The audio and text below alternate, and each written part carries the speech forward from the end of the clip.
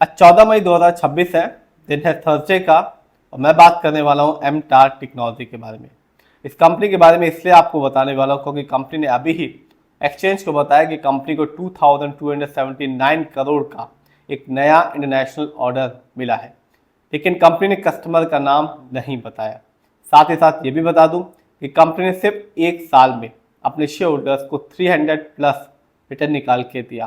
साथ ही साथ ये भी बता दूं कि जो ब्रोकरेज फर्म है मोतीलाल ओसवाल, उसने इस कंपनी के शेयर को बाय रेटिंग भी दी है। ये वीडियो सिर्फ एजुकेशनल पर्पज है, ना मैं कोई भी स्टॉक खरीदने की सलाह देता हूँ और ना ही बेचने की। तो मैं आज बात करने वाला हूँ MTAR टेक्नोलॉजी के बारे में। ये कंपनी डेवलप करती है, बनाती है components and equipment for the defence, aerospace, nuclear and clean energy sector के लिए। और अभी ही कंपनी ने एक्सचेंज को बताया है कि कंपनी को एक नया इंटरनेशनल जो ऑर्डर है वो हाथ लगा है, जिसका जो कॉस्ट है वो है 2279 करोड़ का। लेकिन कंपनी ने जो कस्टमर का नाम डिटेल कुछ भी सार्वजनिक नहीं किया। साथ ही साथ ये कंपनी कमाल का रिटर्न दे रही है। सिर्फ एक साल में इस कंपनी ने अपने शेयर होल्डर्स को 300 प्लस रिटर्न निकाल के दिया। और जो ब्रोकरेज फर्म है मोतीलाल ओसवाल, उसने इस कंपनी के शेयर को बाय रेटिंग भी दी है। तो चलिए जानते हैं इस कंपनी के शेयर प्राइस को और कंपनी के रिटर्न को। बात करूँ आज की, तो आज इस कंपनी का शेयर प्राइस था 7,345 रुपीज़ 50 पैसे का। और आज इस कंपनी ने 8.61% का रिटर्न निकाल के दिया। इसका रीज़न यही है कि कंपनी ने एक्सचेंज को बताया है कि कंपनी को एक बड़ा ऑर्डर हाथ लगा है, 2279 करोड़ का इंटरनेशनल ऑर्डर है, लेकिन कंपनी ने कस्टमर का नाम सार्वजनिक नहीं किया, जिसकी वजह से आज इस कंपनी ने ऐसा रिटर्न निकाल के दिया। लेकिन ये कंपनी शॉर्ट टर्म और लॉन्ग टर्म दोनों में ही अपने शेयर होल्डर्स को एक अच्छा बेनिफिट दे रही है। सिर्फ एक महीने में इस कंपनी ने 58% का रिटर्न निकाल के दिया। यानी आज से ठीक एक महीने पहले इस कंपनी का जो शेयर प्राइस था वो था 4,760 रुपीज़ का, जो आज के दिन है 7,345 रुपीज़ 50 पैसे का। तो जिसने भी एक महीने पहले भी इस कंपनी में पैसा लगाया, कंपनी ने एक अच्छा बेनिफिट निकाल के दिया सिर्फ एक महीने में। ये तो बात रही एक महीने की। यदि मैं देखूं एक साल और 5 साल को, यहाँ भी इस कंपनी ने अपने शेयर होल्डर्स को मालामाल किया है। सिर्फ एक साल में जब मार्केट डाउन था, इस कंपनी ने 385%, सही बोल रहा हूँ, 385% का निकाल के दिया। यानी आज से ठीक एक साल पहले इस कंपनी का शेयर प्राइस मिल रहा था 1,636 रुपीज़ का, जो आज के दिन मिल रहा है 7,345 रुपीज़ 50 पैसे का। तो जिसने भी एक साल पहले इस कंपनी को चुना, पैसा लगाया, शेयर की एक अच्छी क्वांटिटी खरीदी, कंपनी ने सिर्फ एक साल में ही उसे मालामाल कर दिया। क्योंकि एक साल पहले इस कंपनी का शेयर प्राइस सिर्फ 1,600 रुपये के आसपास का था, जो आज के दिन है 7,345 रुपीज़ 50 पैसे का। ये तो बात है एक साल की। 5 साल में भी इस कंपनी ने अपने शेयर होल्डर्स को बिल्कुल भी निराश नहीं किया। 5 साल में इस कंपनी ने 720% का रिटर्न निकाल कर दिया। यानी आज से ठीक 5 साल पहले इस कंपनी का शेयर प्राइस था 982 रुपीज़ का, जो आज के दिन चढ़कर है 7,345 रुपीज़ 50 पैसे का। तो कहाँ 5 साल पहले 1,000 से भी कम का शेयर प्राइस था, जो आज के दिन है 7,000 रुपये से भी ऊपर का।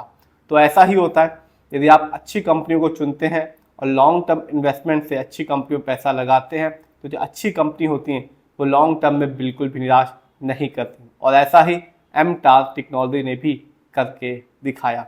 ये तो बात है इस कंपनी के रिटर्न की। जानते हैं इस कंपनी के स्टॉक के परफॉर्मेंस को।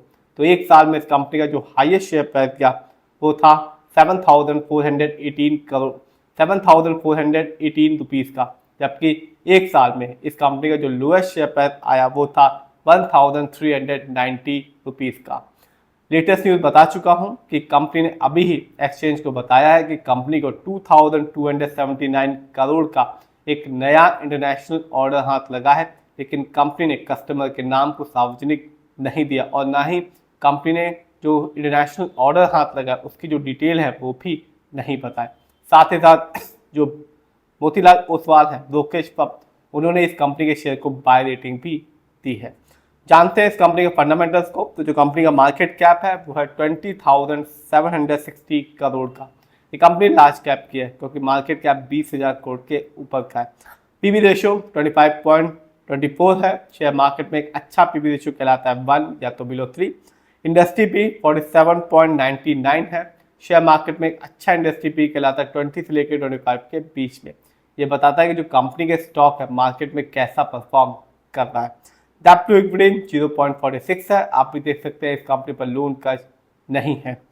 आरओई 11.43% है। शेयर मार्केट में एक अच्छा आरओई कहलाता है 15% से लेकर 20% के बीच में। ये बताता है कि जो कंपनी है वो शेयर होल्डर्स के पैसे को कैसे इस्तेमाल कर रही है।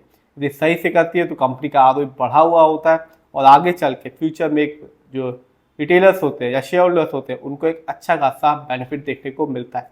यदि कंपनी का आरओई कम होता है या नेगेटिव होता है तो साफ बताता है कंपनी शेयर होल्डर्स के पैसे को सही से इस्तेमाल नहीं कर पा रही, जिससे रिटर्न पाने की जो पॉसिबिलिटीज होती है फ्यूचर में वो कम हो जाती है। इस कंपनी का ईपीएस है 30.57।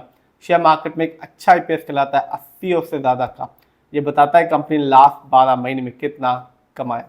जानते हैं इस कंपनी के फाइनेंशियल कंडीशन को। तो जो कंपनी का रेवेन्यू रहा मार्च क्वार्टर में वो था 322 करोड़ का, जबकि 2025 में इस कंपनी का ईयरली रेवेन्यू था 681 करोड़ का। प्रॉफिट मार्च क्वार्टर में इस कंपनी का जो प्रॉफिट था वो था सिर्फ 44 करोड़ का, जबकि 2025 में इस कंपनी का ईयरली प्रॉफिट था 53 करोड़ का।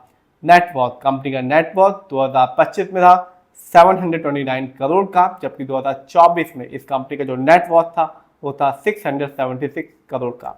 ये तो बात है कंपनी की लेटेस्ट न्यूज़ की, ब्रोकरेज फर्म की बाय रेटिंग की, कंपनी के नए ऑर्डर्स की, शेयर प्राइस की, रिटर्न की और फंडामेंटल की और फाइनेंशियल की। जानते हैं किसका कितना पैसा इस कंपनी पे लगा हुआ है। तो प्रमोटर यानी कि इस कंपनी के ओनर्स, उनका पैसा इस कंपनी में लगा हुआ है 30.44% का, जबकि रिटेलर्स यानी कि हम लोग का पैसा इस कंपनी में लगा हुआ है 24.58% का, जबकि म्यूचुअल फंड जिनका पैसा इस कंपनी में लगा हुआ है 23.49% का, जबकि एफआईआई यानी कि विदेशी निवेशक जिनका पैसा इस कंपनी में लगा हुआ है 17.31% का, जबकि डीआईआई जिनका पैसा इस कंपनी में लगा हुआ है 4.18% का।